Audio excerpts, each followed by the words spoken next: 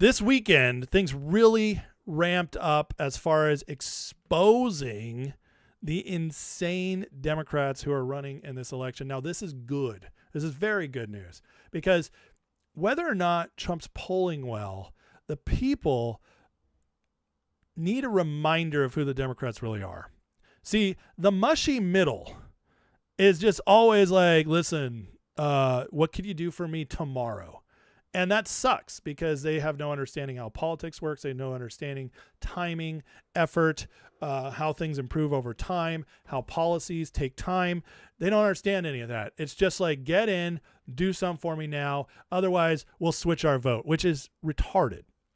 Okay, if you're mad about the situation we're in and you still don't think the 4 years of Biden affected that, you have mental issues.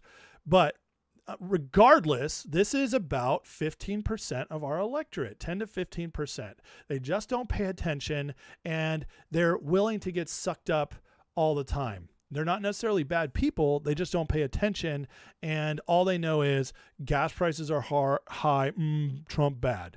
That's literally how simple they think. It's dumb, but it's a reality. So we got to live in this reality.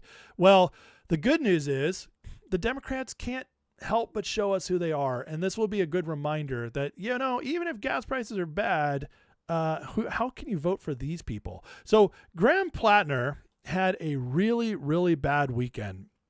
And let's look at this. So here he is a month ago, which I'm not going to play Medias on because he's one of the most annoying people in the world. But earlier this month, Graham Platner was asked by Medias on if anything else would come out between now and November.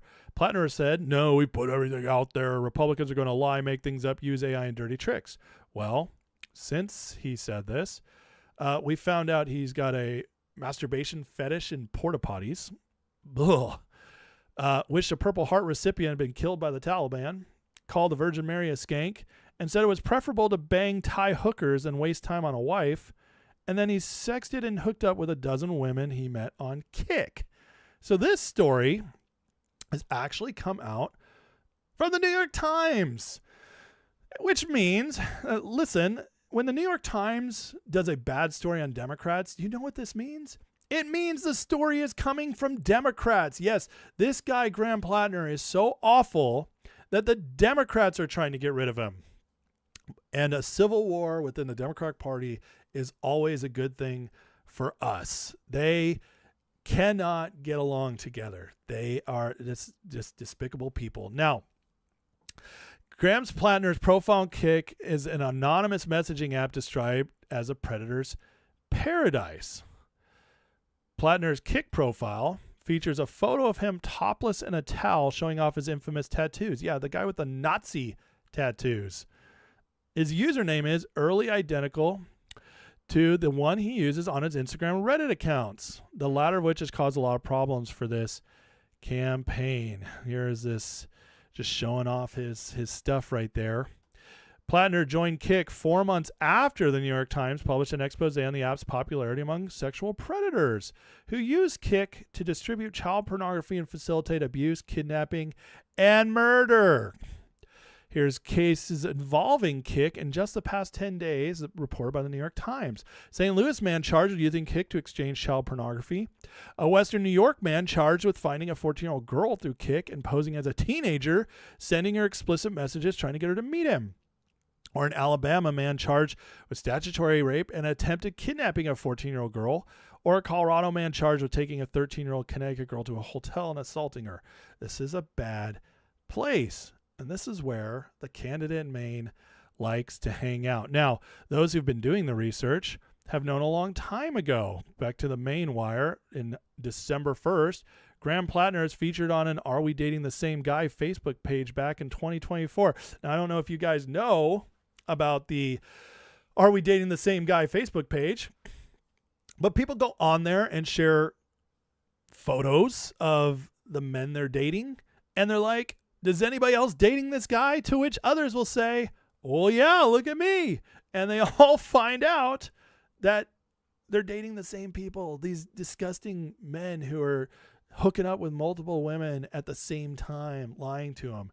And so this all started because this disgruntled former campaign staffer leaked it, because Graham's wife had come to them and talked about how many times he'd been cheating on his wife.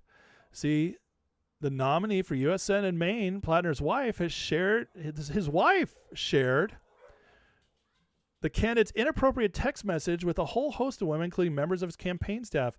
And then he used Nazi references to refer to his penis in sexual acts. Wow. Him and Thomas Massey would get along great. Name that member. Name that guy. Mine's Pinecone. What's yours? I call mine Adolf. Who are these people, man? Another thing Massey has in common with Democrats, by the way. Sick, perverted Democrats and Thomas Massey, all given their members names. You know, it's a members only, members only access there. But in one message seen by the Wall Street Journal, this is made again. You make you make mainstream media. This means the Democrats are trying to get rid of them.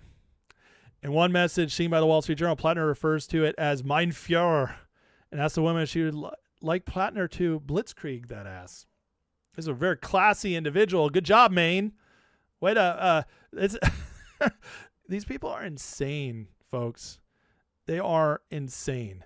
So again, it's his wife that disclosed it. There's a big breaking story came out on Saturday about Graham Platner. And at this point, guys, this was the Democrats' only chance to get the Senate is to basically run the table. And they need Maine. They have to have Maine. I'm not a fan of Susan Collins, but she's better than a Democrat. And if they don't win Maine, we retain control. We retain control of the Senate. Bye-bye all hopes and dreams of them getting a conviction for an impeachment of the president if they take the House. The Senate controls the convictions of impeachments, and it also controls nominations, which means all judges, all federal judges, Supreme Court justices are still able to be confirmed because the House has nothing to do with it. The Senate matters. It matters a little bit more than the House. But so we retain the Senate, even if we lose the House, it's big, big trouble for the Democrats for the next 2 years, even though they'll still, cause some trouble. Don't get me wrong, but it's not going to be nearly as bad. Now, we're looking at 6 to 12 women, and he's been married for 18 months. It says Miss McDonald, Miss Gertner told her that her husband had been exchanging sexual messages with many as a dozen women. The campaign official says 6. So Platner, in a desperation move, sends out his poor wife to do his cleanup duty. And she does this video. Remember, they've been married less than 3 years. Sends out his wife to cover for him, and we'll just listen to a minute of this so you can kind of get an idea of how sad this whole affair is. It's Amy. I wanted to make a statement today, and I'm getting eaten by bugs. I wanted to make a statement today in response to a couple of news articles that are out there about my marriage to Graham.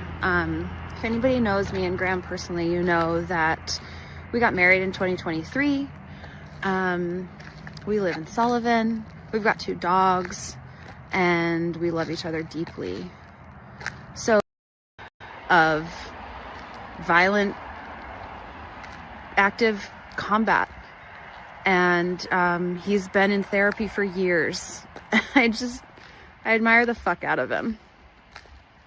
Isn't this sad? So when there are news articles about our marriage... Anyways, you can watch the whole video by yourself if you want.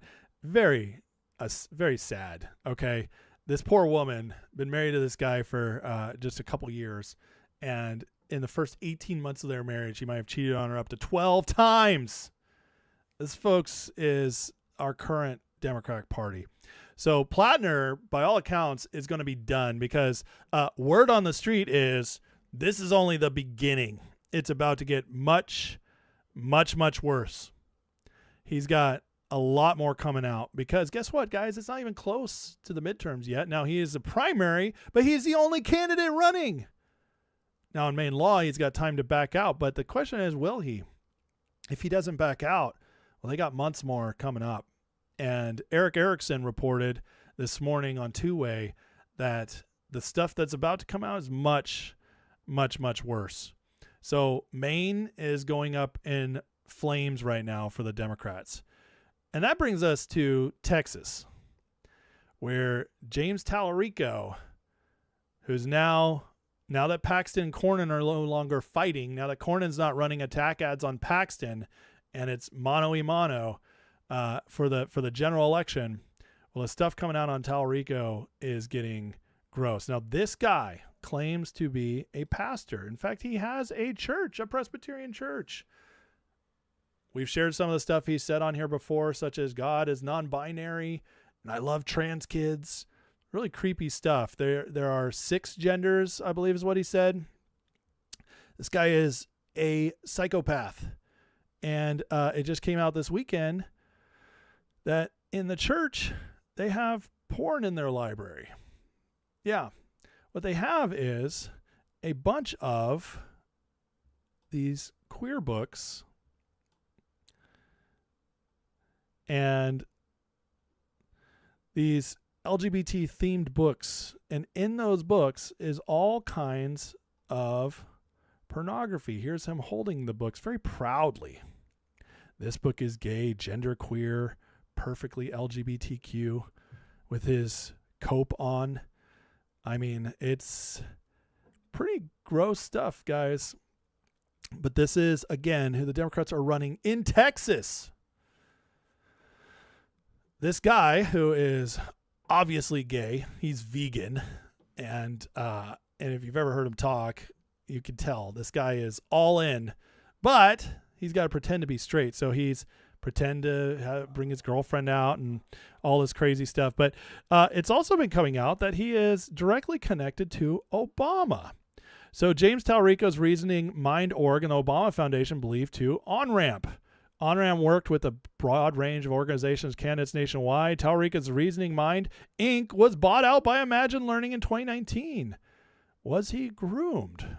Other members of OnRamp, Vera Institute, Omidyar, Rockefellers.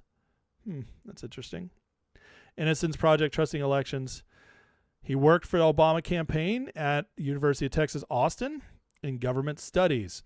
He met up with Obama, University of Texas, a couple weeks ago. They made a video together, and the taco joint Obama CIA director Brennan primarily worked at the University of Texas, Austin, beginning in 2017, starting at Russiagate. Now, I'll tell you that if Brennan groomed Talarico the same way he groomed Obama, he did a terrible job, because Obama at least came across, he fooled many people into thinking he was this family man. He was moderate. Talarico is all in on the crazy side, and nobody thinks this guy, at least Obama, eats meat. You know, he did a pretty poor job here. But yeah, so they rushed out his girlfriend this weekend, finally, after all this time. And it turned out that, which is, first of all, very weird, hiding his girlfriend this whole time, right? Now he reveals her. You know what that means? They had to find one to pretend. But the story is they met at a gay bar. Really? I mean, they think you're stupid, folks. They think you're stupid. Because normal straight people meet at gay bars and start dating, right? Right? Am I right? Is that normal? I don't know. JD's making the same face I'd like to make on that one. Meet at a gay bar, start dating. Come on, people. Come on. Here's the girl they rushed out to see him, you know. And a great little breakdown here. Can we agree this goober did not pull this lady?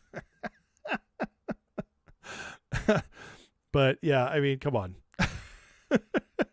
Noun, beard. One who serves to divert suspicion or attention from another, especially a person of the opposite sex who accompanies a gay man to give the impression of heterosexuality. You know who played a great beard?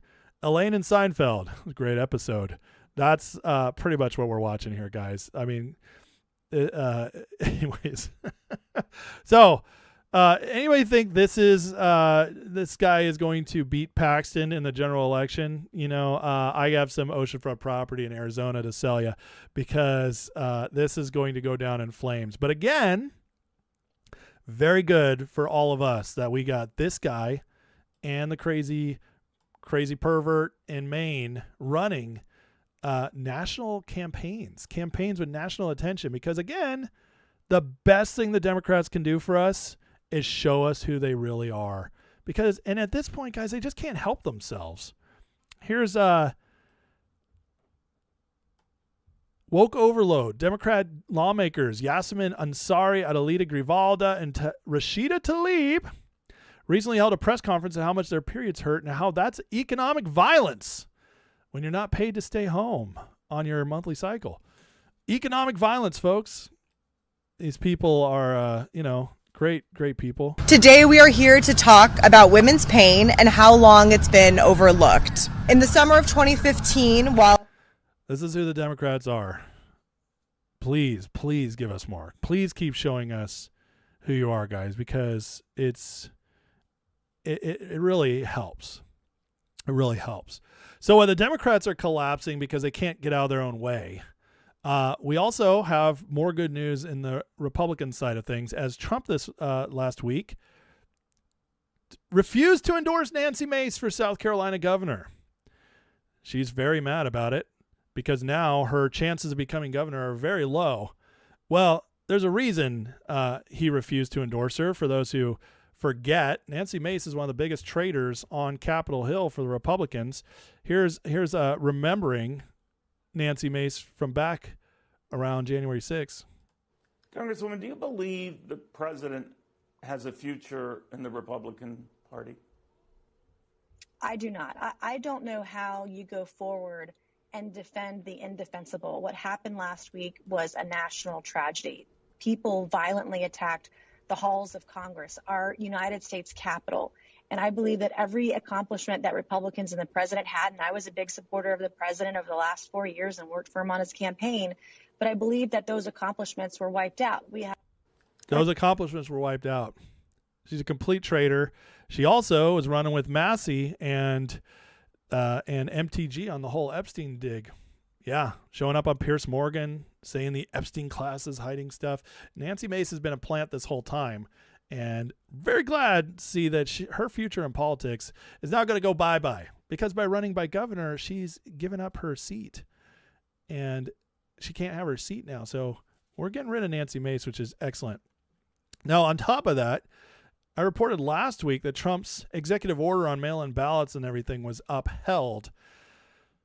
This is massive.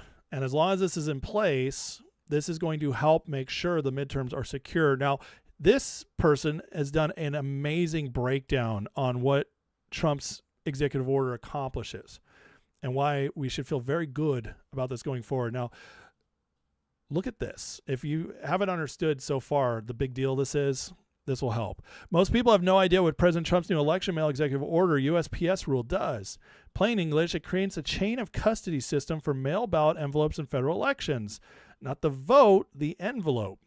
Under proposed USPS rules, states using mail-in or absentee ballots for federal elections have to use standardized ballot envelopes, official election mail logo, automation-compatible design, unique intelligence mail barcode, and USPS review of the barcode envelope placement. That means the ballot envelope becomes trackable. States or election mailers would submit key data through USPS portal, including the voter's name, address, the outbound envelope barcode, return envelope barcode, and originating election office state. Now, officials can know this ballot envelope was sent out and this return envelope came back. This is huge. USPS would review outbound ballot mail before accepting it. Is it in the right envelope? Does it have the proper barcode? Is it going to someone enrolled on the state's mail ballot participation list? You guys take this on top of what the Supreme Court's going to be doing. It's going to be absolutely massive. If not, the mailing goes back to the election mailer to fix. Broader executive order also directs DHS and SSA, that's Social Security, to help create state citizenship lists using federal citizenship. This is how you check voter ID on the mail-in ballots. The federal citizenship, naturalization, SSA, save, and related data. Those lists go to state election officials before federal elections. Now we have the voter rolls. Important, states still run voter registration. The list doesn't register anybody. This is not tracking your vote, but tracks the envelope, creates a sent versus returned audit trail, helps flag discrepancies, preserves ballot envelope records, and leaves states responsible for their voter rolls. Chain of custody is not suppression, it's basic election accountability. The rule has not been finalized yet, but it's going to have to be because Trump's in control of the USPS. Proposal says it applies to general, special, and runoff federal elections, not primaries or UAC, AVA, military overseas ballots. Requires unique barcodes on outbound and return envelopes. This rule will require voter name, address, plus outbound return envelope barcode data through USPS portal, with updates allowed until the last day ballots may be mailed under state law. And remember, if the Supreme Court rules the way we think it's going to rule, they won't be able to count them if they don't get in by election day. That's big. Says USPS does not alter voter eligibility or manage state voter rolls. EO separately directs DHS SSA to create state citizenship lists and directs DOJ enforcement and 5-year preservation of participation records. And then it says there's one more thing it does. All I'll say is watch out ballot mills. So this can track the envelopes, which if they're mass producing them, that's going to be big trouble. This will put a blank on that. Now, this is a massive deal, and here's a great example why. Look at in California, the change in mail-in ballots versus Democrat rule. As mail-in ballots increased in California, so have Democrats winning elections. When Schwarzenegger won, only 29% of ballots were mail-in ballots. In 2021, Newsom won with 91% of ballots cast by mail. Now, that was the COVID year, but still. Trump's executive order securing and verifying mail-in ballots for 26 midterms will play a major role in the radical left losing California. It's possible. And this means if this is held up, this could affect this election where if a Republican's in there, Hilton or Bianco, which we've already talked about how Bianco just has no chance, but if Hilton's in there, there's a chance he runs a good enough campaign. He could win California because of the mail-in ballot cleanup. This is massive, okay? Absolutely massive. And things are changing, guys, even in California. Spencer Pratt now has an 80% odds to reach past the primary. Because it's an open-ended primary right now, the top two advance. It's Karen Bass, Spencer Pratt, and this other woman I can't remember, but Pratt has a chance right now to finish in the top two, maybe even at the top spot, which would mean he'd go to the final election versus Karen Bass in the fall. And again, we're at the point where if this keeps happening, anything can happen. Anything can happen. Now, the polls are lying to us as always, and here's a great example. As Seth Keshel says, why are people stupid? What's the point of the internet if people can't do basic research? Here's an example of in just a few years ago, Collins and predictions to lose. This was 6 years ago, 2020. Here's what all the polls said. Just like right now, they have Platner ahead of her. Every single poll. And then what was the final result? Collins won by 9. Listen, you think national polls are bad? State polls are way worse. And this is just a perfect example of it. So, guys, show up for the elections. Vote. Because no matter what, we have a real chance here. And in fact, it's trending so well for the Republicans that now they are the heavy favorite to win the Senate back. So the House gets better every day with all the redistricting, with the changes made there, with some of these candidates coming out as psychopaths. And the Senate now is very much trending in the Republicans' favor. Oh, yeah, and that's with getting rid of all the rhinos. Bye-bye Tom Tillis. Bye-bye Mitch McConnell. Bye-bye Cornyn. And bye-bye Bill Cassidy. 4 rhinos out of 53 Republican senators. We're getting rid of 4 rhinos in one election cycle. That's massive because only, 15 of them are up for re-election? And just wait till 2028 when we have a presidential candidate on the ballot. It's going to be a shellacking. So, guys, the midterms continue to trend in Republicans' favor. And I think we're going to do it. I do. As of right now, I think we have a 55-60% chance of keeping the House, and I would put our chance of keeping the Senate at 90%. That's where we're at right now because Talarico and Platner aren't winning. And without them, they have 0 chance. So it's getting better, guys. Trending in the right direction. Oh, and by the way, once 28 comes with more redistricting, and then 2030 comes with the census, Democrats are looking at being out of power for anywhere from 12 to 20 years. It's a beautiful time to be a MAGA Republican.